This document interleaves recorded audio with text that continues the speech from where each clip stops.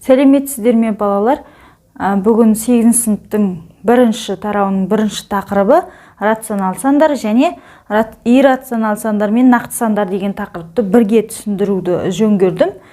Себебі рационал сан мен иррационал сан екеуі бірігіп нақты сандарды құрайды.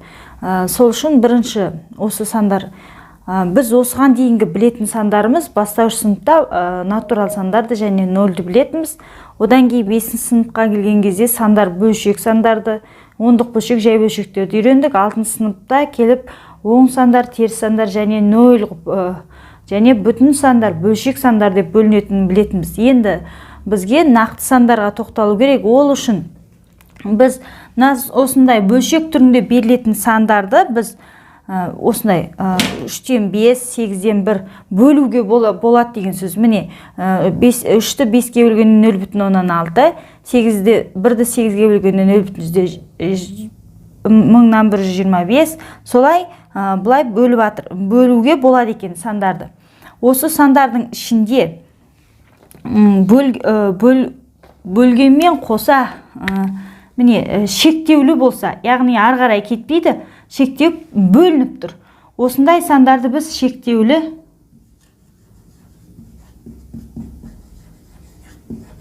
ондық бөлшек дейміз. Ондық бөлшек. Яғни мына екі сан бізде шектеулі ондық бөлшекті береді. Себебі шектеулі ары қарай жалғасып кетпейді. Бөлсек бүтінне шегі бар. Ал мына біреу 11-ден 7 мен 12-ден 25-ның бөліндісі, мұнда 63 қайталанып тұр. Мұнда 3 болып ары қарай тағы қайталанып кете береді деген сөз. Осындай өзі шексіз, бірақ қайталанып тұратын сандарды біз шектеусіз периодты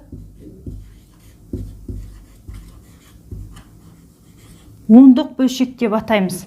Неге период деген сөз қосылып тұр? Себебі бізде период деген қайталанатын сан. Яғни мына сан 63 болып қайталанады. Мына жерде 3 болып қайталанады. Осындай қайталанатын әрі шексіз сандар болса, оны біз шектеусіз периодты ондық бөлшек деп атайды екенбіз. Ал осы екі сан шектеулі ондық бөлшек және шектеусіз периодты ондық бөлшек бірігіп бізде рационал санды береді екен. Мына екеуі бірігіп бізде рационал сан.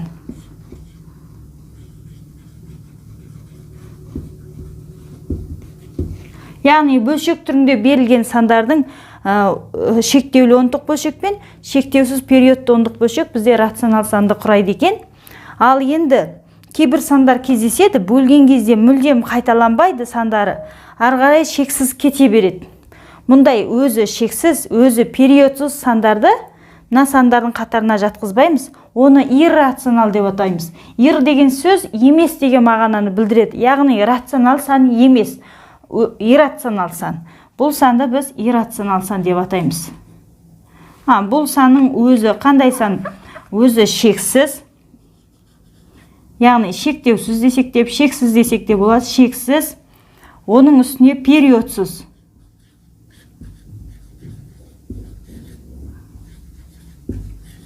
Өзі шексіз, өзі периодсыз ондық бөлшек.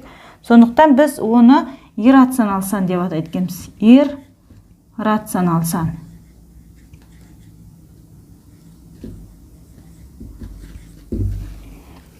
Сан деп атайды екенбіз. Міне осындай екі бөлікке бөліп алдық рационал сандар және иррационал сандар. Осы сандар бірігіп бізде нақты сандарды береді. Нақты сандар осылай құралады екен. Енді біз кез келген рационал санды, кез келген иррационал санды айтпаймыз. Тек рационал санды, мынаны өшіріп тастайын. Біз иррационал сан үшін соңынан тоқталамыз. Кез келген рационал санды ондық бөлшек түрінде жазалады екенбіз, міне жазылып тұр. Онда керісінше кез келген шектеулі ондық бөлшекті немесе шектеусіз периодты ондық бөлшекті біз жай бөлшек түрінде де жазаламыз. Мысалға міне қарайық, ары қарай 42, мына жақшаның ішінде 7 тұр деген сөз, ол периодта 7 тұр деген сөз. Ол шынтуайтында 0,4, 2, 7, 7 деп қайталанғаннан шыққан сан. Соны осындай периодта қайталанатын санды жақшамен жазып көрсетеміз. Жақшада тұр деген сөз, ол периодта 7, яғни осы сан сол 7-мен қайталанып жатыр деген сөз. Осы санды жай бөлшекке қалай айландырамыз? Оны айландыру үшін былай істейміз. Бүтін сан 0 бүтін, оны 0 деген жоқ, сондықтан жазбайым. Бөлшек сызам. Периодта неше сан бар? Период, яғни жақшаның іші немесе қайталанып тұрған неше сан? 1 7 ғана. Сондықтан периодтағы сан 1 7 болса, 1 9-ды қоям. Периодтың сыртында неше сан бар?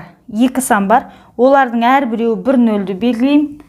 2 0 болады сонда, 4 пен 2. Үстіне осы санның, өтірден кейінгі санның бәрін жазам. Содан азайтып тастайым периодтың сыртындағы санды. 42-ні. Міне. Осылай істесек, онда бөлімінде 900 қала береді. Алымын азайтамыз. 5 385. Енді бұл санды ары қарай қысқартып жіберуге болады екен. Сөйтіп қысқартсақ мынаны екеуінде. Екеуі де 5-ке қысқаратын сан, сонда мұнда 180 қалады, мұнда 77 қалады екен. Сонда осы бөлшегіміз қысқарып 180-нен 77. Яғни біз қолымызда калькуляторды пайдаланып 77-ні 180-ге бөліп көрейік. Бөлген кезде осы сан шығады. Яғни айтпақшымыз кез келген рационал санды біз жай бөлшек түрінде жаза аламыз. Немесе кез келген шексіз периодты санды біз жай бөлшек түрінде осылай жазамыз. Не істедік? Периодта неше сан бар, сонша 9 жазамыз. Периодтың сыртында неше сан бар, сонша 0 жазамыз. Өтірден кейінгі барлық санды жазамыз да, периодтың сыртында қалып кеткен санды азайтып тастаймыз. Осылай жай бөлшекке айландырады екенбіз. Енді біз тағы да 4,12. 12 бізде периодта. Жақшамен берілді деген сөз, 12 ары қарай қайталанып 12 болып кетіп жатыр деген сөз. Сол санды біз тағы да жай бөлшекке айландырып көрейік. Онда бізде бүтіні 4, онда 4-ті бүтін бөлігіне қалдырам. Неше сан периодта тұр? 1 және 2. 2 сан периодта, ондасына 2 9 жазам. Өтірден кейін периодта сан жоқ, сондықтан ешқандай 0 жазбаймын. Ал өтірден кейінгі санды үстіне толығымен жазам, азайтылатын сан жоқ. Себебі бүтін бөлікті қоспаймыз ол жерге. Содан кейін ары қарай қысқартамыз. Екеуі де 3-ке қысқару керек.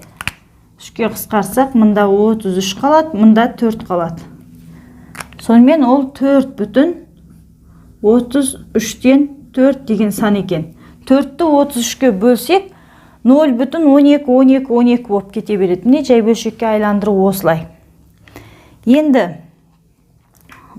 сандарды, осындай рационал сандарды салыстыруға кетейік. Бүйтеді 3,14 пен 7-ден 22-ні салыстыр дейді.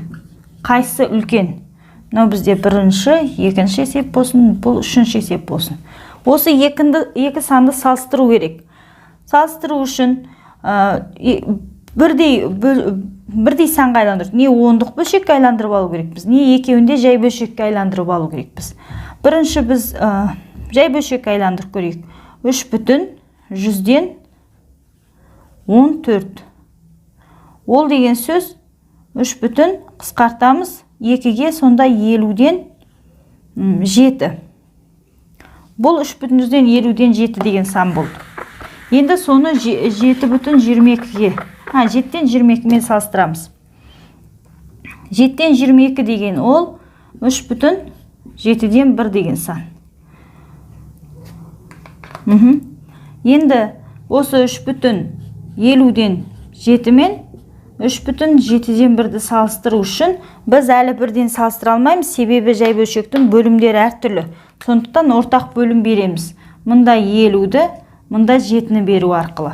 Сол кезде болады 3,350-ден 49 және 3,350-ден 50. Енді салыстыруға болады. Бүтін бөліктері бірдей, бөлімдері бірдей, сонда алымдарының үлкен болады. Осы саннан мына жағы үлкен екен. Онда өлік санның мынасы үлкен деген сөз. Келесі, екінші тәсілмен, яғни екеуінде ондық бөлшекке айландырып көрсек. 3,14 тұра берсін. Ал 7-тен 22-ні ондық бөлшекке айландыру үшін бізде осы сан ондық бөлшекке айланбайды. Неге? Себебі бөлімде 7, ол бөлім қандай сан ондық бөлшекке айналады? Тек қана бөлімдегі санның жай көбейткіштері 2 мен 5 болғанда ғана ол ондық бөлшекке айланады. Ал бұл сан ондық бөлшекке айланбайды екен. Біз тек қана жай бөлшек арқылы салыстыра алады екенбіз бұны. Сондықтан екінші тәсілді бұл жерде көрсете алмаймын. Осылай салыстыруға болады екен. Ал енді иррационал сан туралы жаңа айттық. Өзі шексіз, өзі периодсыз сандарды иррационал. Ал балалар, келесі нақты сандарды қалай салыстыруға болады, сол жайында тоқталайық. Бұл сан бізде өзі шексіз, өзі қайталанбайтын сан екен. Яғни периодында сан жоқ, онда бұл иррационал сан. Ал келесінде периодында 12 тұр, яғни бұл сан қайталанады. 12 периодындағы сан 0,0, 1, 2, тағы да 12, тағы да 12 бұл қайталанып жатқан сан. Өзі шексіз, бұл рационал сан. Екі санды салыстыру үшін мына санды мына жерге жазып барайын. 0, 1, 2, 3, 4 дәлші кете береді. Бұл сандар салыстыру үшін бірлігі мен бірлігі екеуінде де 0, ондықтары 1, жүздіктері 2, арғарай тек оқсамайтын жер мына жерге келген кезде мыңдықтарынан арғай. Так, мында 1. Міне, бірлік, ондық, жүздік, мыңдығы бізде біреуінде 1 тұр, біреуінде 3 тұр. Қайсы үлкен? Онда сол жағы үлкен болады деген сөз. Яғни осы сан үлкен екен. Осылай салыстырамыз. Келесі, бұл шектеулі ондық бөлшек, рационал сан. Бұл шектеусіз болғанмен де ол да периодында 5, ол да ондық бөлшек. Өзара салыстырсақ, онда минус 23,5-ті жазып қоям. Келесі минус 23,5, тағы да 5-тер қайталанып кетіп жатыр деген сөз. Бұл сандар салыстыру үшін тағы да бүтін бөлігі оларда бірдей, теріс сан өзі дағы. Бірлігі бізде 5 болып тұр мұнда, мұнда да 5. Келесі, мұнда 0 бар деген сөз. Мұнда қайталанып жатқан 0-дер бар деген сөз. Онда мына жердегі екінші орын 0, мұнда 5 болып тұр. Онда үлкені 5, 0-ден үлкен болғанмен бізде теріс сан болғандықтан теріс санның кішісі үлкен болады. Сонымен есептің шешімі осы жағы үлкен деген сөз. Осылай салыстырулар жүргізетін боламыз.